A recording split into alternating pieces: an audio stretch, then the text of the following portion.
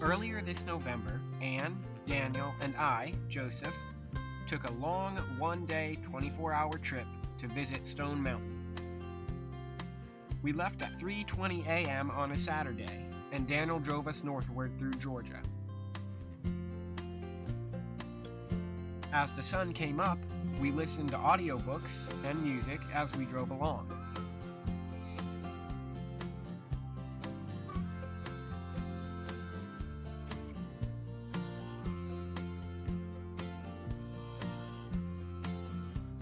We stopped for coffee and had breakfast at a Chick-fil-A Dwarf House.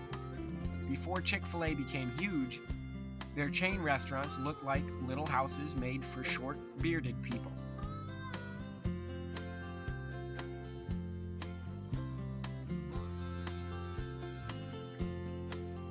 As we got closer to Stone Mountain, we passed a graveyard. It reminded me of the real reason the carving on Stone Mountain was made: to remember the men who fought for God, their families, and the South. The first thing we saw in the park was a big dam. It kept the lake around the mountain looking real nice.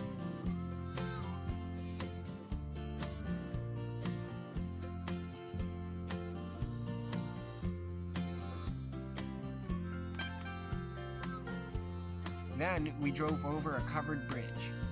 This bridge was built in 1891, but was transported 60 miles to Stone Mountain Park at a cost of $18,000.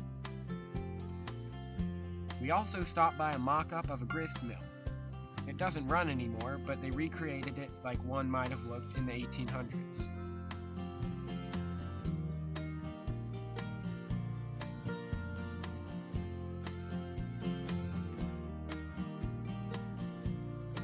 At the quarry exhibit, we learned about all the places that stone from the mountain has gone.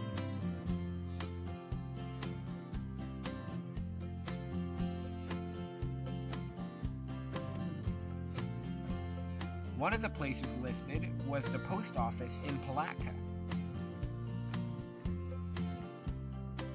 The railroad, made in 1869, existed till 1942 but was rebuilt later. The men who quarried could do a lot with fairly limited tools. It was impressive to see the large-scale work they could do and the large boulders they would move.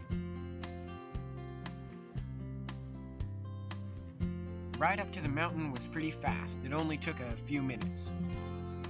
At the top, we could see Daniel's car far below.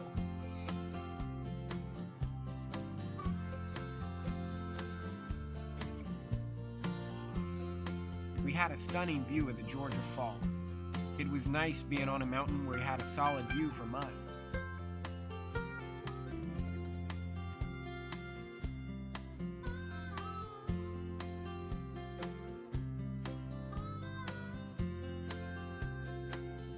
We could see Atlanta way off in the distance, as well as what we believe was Kennesaw Mountain.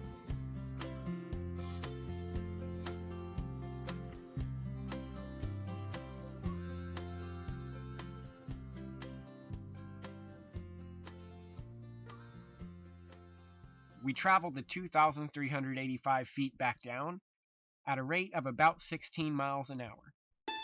Here's the ride going down at 8 times fast forward.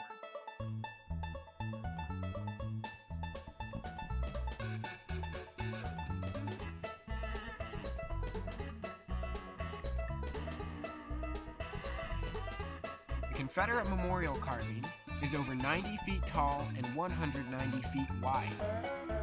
This is a life-size reproduction of the carving of President Davis's horse's mouth. Blackjack's mouth is pretty big. Another example is part of the bridle and the star on Lee's collar. We went to a museum inside the Confederate Memorial Hall. Early inhabitants used stone to make bowls.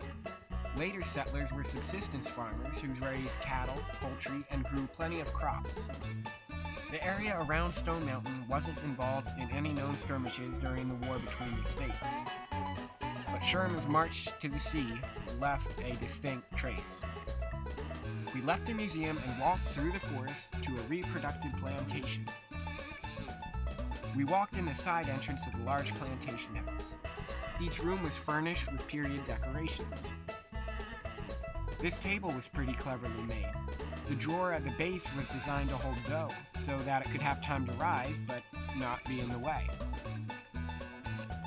The beautiful upstairs had so much in it. Plenty of bedrooms, another dining room, the father's study filled with books, ornate hallways, the music room, and so much more.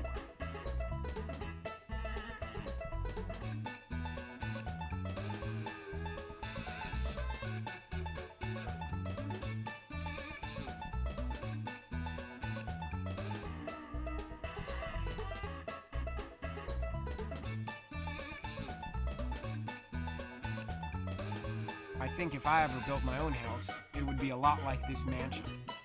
They really knew how to make houses back then, and this one was the best one on the lot.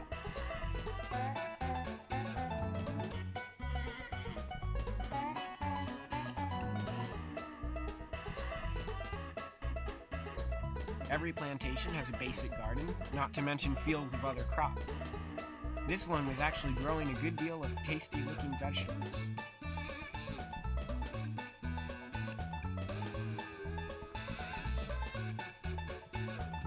One of the most important parts of a plantation, in my opinion, is the smokehouse. This building from 1800 was designed to facilitate the curing of meat.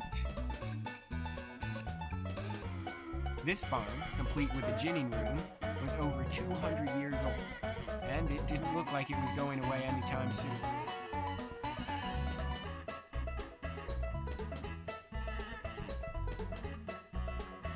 Fall colors abounded. As we kept looking at a handful of other original buildings, even though many of them were small, they still were obviously beautiful homes, carefully crafted, likely by the fathers of each family. Each, I think, would be a pleasure to live in, even without electricity or running water.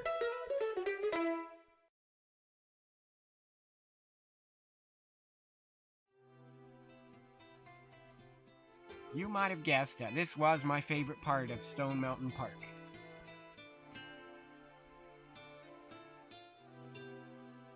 Back at the mountain itself, they're doing a lot of construction, making snow. They're turning the snow into a giant snowbank for sledding. We walked down by the reflecting pools to get a look at the Confederate memorial carving from as close as we could get. We also visited two memorials which sit near the base of the mountain. One memorial honors the sacrifice of Southerners, the other their valor. We rode up to the top of the mountain again. Here's it at 8 times speed again.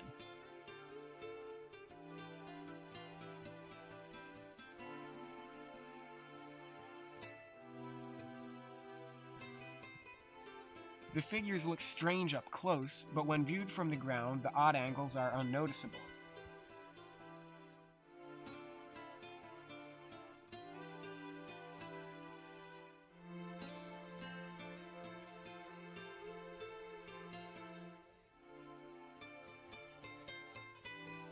We spent a few minutes up top before riding down again. There was so much more to do at the park. We rode in car number 1776 on the diesel train.